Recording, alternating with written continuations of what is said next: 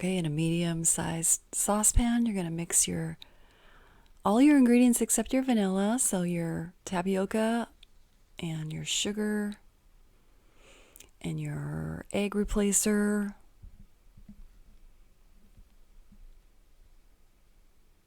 and your plant-based milk. And you can use oat, soy, coconut, almond, whatever you prefer.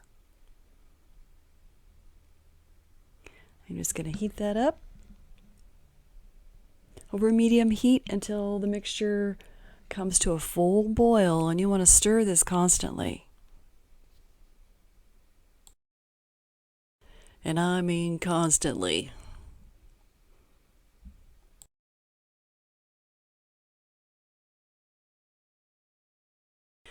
Did I say you want to stir it constantly?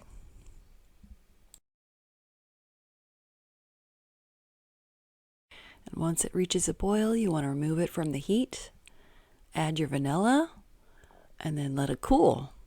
And it will thicken more as it cools. There's a whole lot of stirring going on with pudding, but it's worth it. Hang in there. You can serve it warm or cold, whatever you prefer.